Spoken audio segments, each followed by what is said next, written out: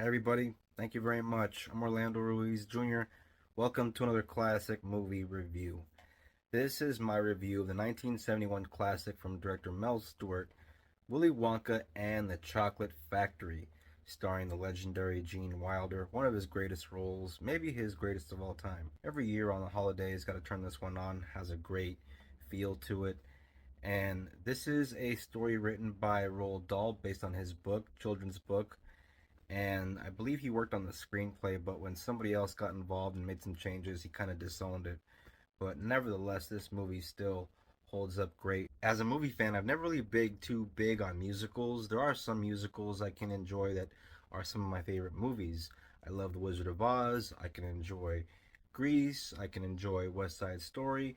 There's some Sinatra stuff in the 50s, like Pal Joey, that I really enjoy, but overall, just not something that I gravitate to. Like, you won't hear me talk about Moulin Rouge or Chicago or like Cabaret or something like that. The music and the songs in this movie are a lot of fun. They're very enjoyable. The songs are very catchy and easy to remember.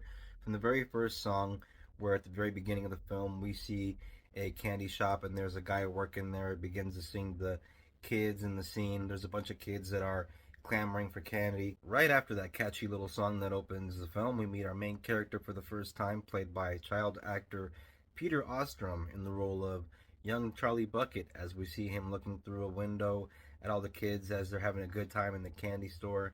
And it becomes very clear to us, the viewer, that this kid isn't in the best of circumstances as far as his situation goes. And that becomes very apparent when we see him go home and his family, all but his mother, is bedridden, and his mother has to work in this little laundry thing where she's stirring this big vat of clothes, and they're not doing too well. The tone of this movie is kind of unique because even though we have lighthearted moments and funny moments every now and then, there are moments that are a little bit spooky, especially if you were a little kid. For example, at the very beginning of the film, there is a scene where Charlie Bucket is looking at Wonka's factory and it looks all closed off, and nobody's around except for this guy that's pushing a cart that's like selling stuff from his cart, and he says to the kid, nobody ever comes in and nobody ever goes out. Before we ever even see the character of Willy Wonka in the film, the movie does a really good job of building him up and building up the mystery surrounding the character and who's helping him make that sweet, sweet chocolate. And Gene Wilder in the role of Willy Wonka is one of the great all-time casting choices in movies.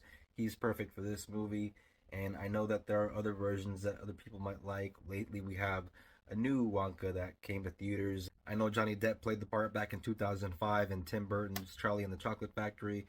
Personally, I'm not the biggest fan of that film, though there are some things I can appreciate about it. It's just not for me. I honestly prefer the original for very obvious reasons. It's a classic. The character of Willy Wonka can be considered by some to maybe a little nutsy cuckoo. I can understand if you feel that way. If you watch the movie, he does have moments where he feels like a full on mad candy scientist. Me personally, if I think this movie has a villain, I would call Grandpa Joe the villain of this movie. This lazy old man stayed in bed for 20 years, and then when there's an announcement that there is a golden ticket out there and five have to be found, and one of them is found by his grandson, Charlie, and he brings it home. Now he wants to get out of bed. Now all of a sudden he feels like he can walk. Give me a fucking break. Not just that, when they're finally walking around the chocolate factory for the first time and they're going on the tour, and Wonka is showing all the kids and their parents, whoever they brought, all the really cool things he's been working on, and just telling them all of his secrets and trusting them. And at the very beginning of the tour, they had to sign something, which is going to come back into play later on. Grandpa Joe keeps whispering into Charlie's ear all the wrong things to do. When Charlie and the other kids go into the room with the fizzy lifting drinks, and Grandpa Joe tells them, "Come on, Charlie, let's take a swig. Nobody's around." That comes back to bite him in the butt. The first quarter of the film, we're introduced to a bunch of kids. You got Augustus Glue from Germany, who is a little kid that likes to eat quite a bit.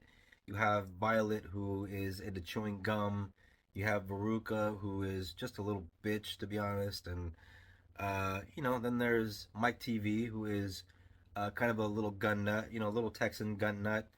And last but not least, little Charlie Bucket, who just comes from a little poor family with a lazy ass grandpa. Because Charlie Bucket's world is so bleak and depressing, when we finally get to the chocolate factory and we start the tour with Willy Wonka, the whole thing changes up in terms of the look and the atmosphere, and everything is so bright, and all of a sudden there is a feeling of hope. And then as we go into each room, there is a sense of unpredictability that begins to settle in, with each room having a kind of incident with each of the kids. And those little musical numbers in there thrown in with the little guys, the Oompa Loompas as they're called. Very catchy little songs. They're basically the same song with the lyrics changed up each time. But once the movie's over, you can't help but hum these babies to yourself, or singing them out loud, or singing them in the shower or whatnot. But the Oompa Loompa scenes are movie gold as far as I'm concerned. If you are someone that has not seen this movie, whether you are young or old, once the movie gets to the chocolate factory portion of the story, there are surprises at every turn once the characters are on that tour. Especially the very first room, there are some really beautiful sights to behold and stuff that I don't want to spoil if you have not seen this movie. Even if you've read the book, the children's book from Roald Dahl, there's stuff in this movie that will definitely take you by surprise. There are some genuinely funny moments in this movie. I'm not talking about just the stuff with Gene Wilder, but even before the movie gets to the chocolate factory, when we see the world going crazy over Wonkamania and everybody's discovering these golden tickets, and there's little situations going on around the world.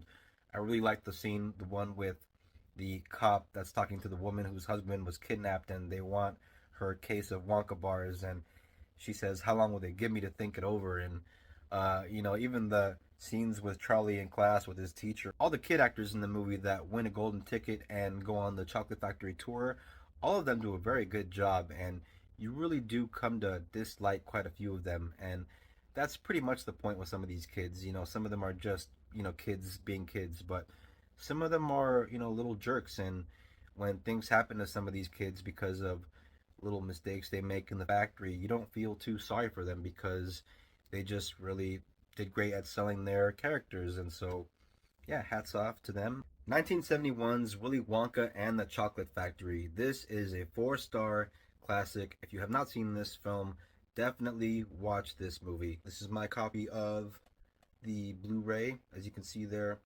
very handsome young Gene Wilder there, wearing his classic purple suit with the brown top hat. Thank you all very much for watching this classic movie review. I always appreciate you checking this out.